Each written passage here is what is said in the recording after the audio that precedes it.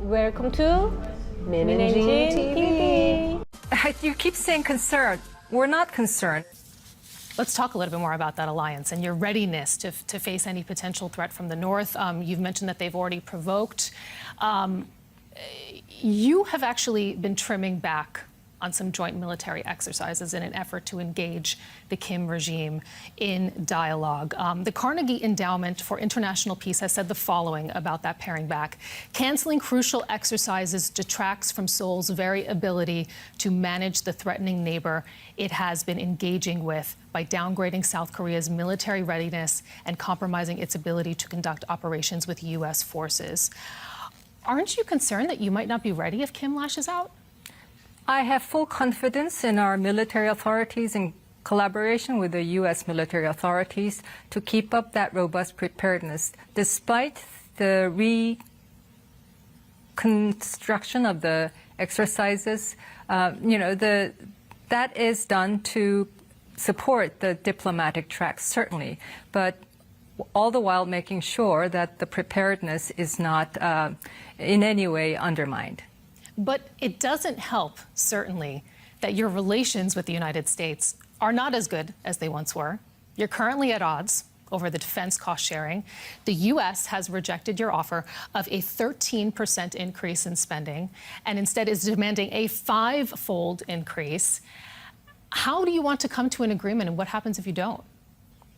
Difficult, I admit, but this is an alliance that's developed over 67 years. There have been difficult issues in the past that we've been able to work through. Allies have differences, and I think the special measures agreement this time is particularly difficult. But we are both determined to find an agreement that we both can agree to. Obviously, it will take more time and more effort, but we are, I'm very confident that we will reach an agreement eventually. Donald Trump has said the following. It's a question of whether South Korea will contribute toward the defense of their own nation. We are defending nations that are very wealthy. South Korea is a very wealthy nation. Does he have a point? We are increasingly wealthy, which is why our share of the stationing of the troops have increased over the years. Initially, the initial agreement is that we will provide the land and the facilities, and the U.S. will provide for the expenses of the troops stationing. Now, as Korea developed and became more wealthy, we have agreed to a special measures agreement, which is the title of this agreement, and increasingly more of that share, and with that share, that increase has to be incremental. It can't be 30%, 50% over a one-year period. There is a methodology system. There is a budgetary system that our government has to follow. And in the end, this has to go through the National Assembly for approvals. So there are all these parameters that we as government needs to meet while negotiating with the United States. And I think our partners across the table from the United States are fully aware of this. And as you're sorting through those parameters, we have the U.S. president not missing one opportunity to say what a great relationship he has with the North Korean leader Kim Jong-un and what a nice guy he is.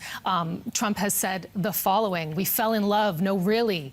He wrote me beautiful letters."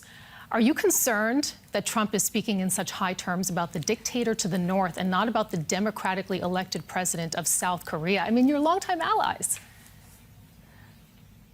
Well, you keep saying concerned. We're not concerned. I think the relations between our two governments at all levels, between the president, between myself and the Secretary of State, is very strong, very tight. And I think in particular during this time of the COVID-19 crisis, the collaboration has been exemplary. So I'm not concerned. I think that's President Trump's unique way of messaging. And it also indicates his clear desire to continue to engage at that level. The engagement with North Korea this time around has been driven very much by that top-level political will, both on the side of the United States and also to a certain extent on the part of our side as well. So, and it's very important to keep that high-level political will going for the continued engagement. What other options you have if that if that alliance breaks down? I mean, have you become too reliant on the U.S. nuclear shield that they provide?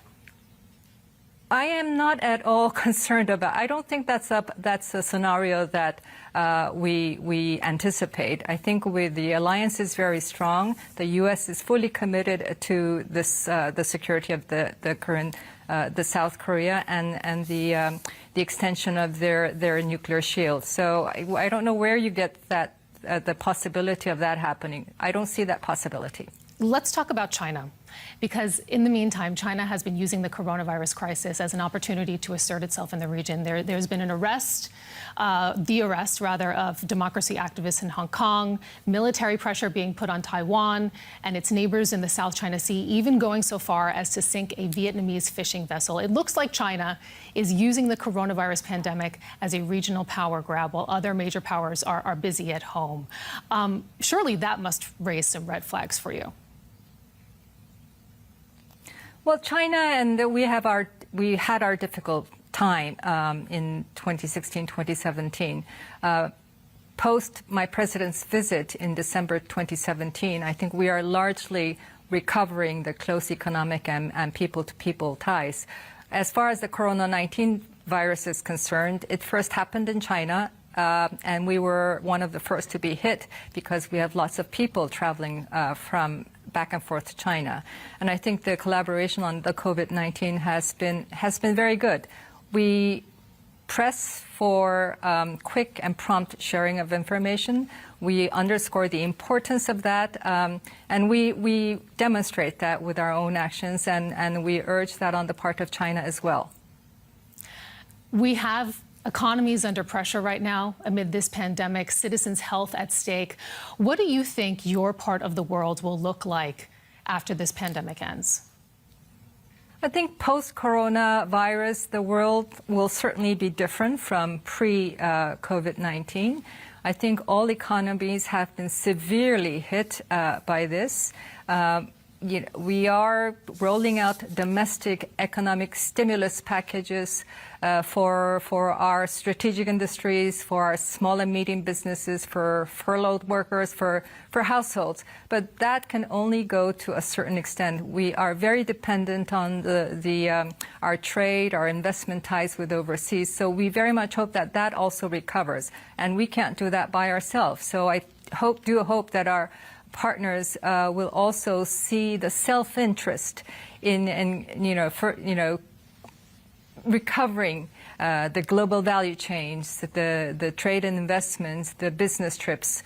And I think there's two trends. I think, yes, there are tendencies of countries to become insular and shutting of the doors and parochial. But I think there's also an understanding that, and the virus has made this so clear, that these challenges are cross-border. It doesn't stop at the border. You may close the border, but the virus still gets in.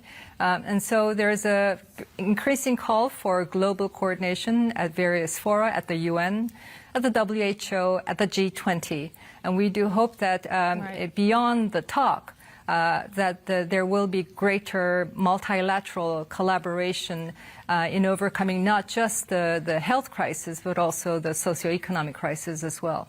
South Korean Foreign Minister Kang Kyung Wha, thank you for joining us on Conflict Zone. Thank you. Min&Jean TV.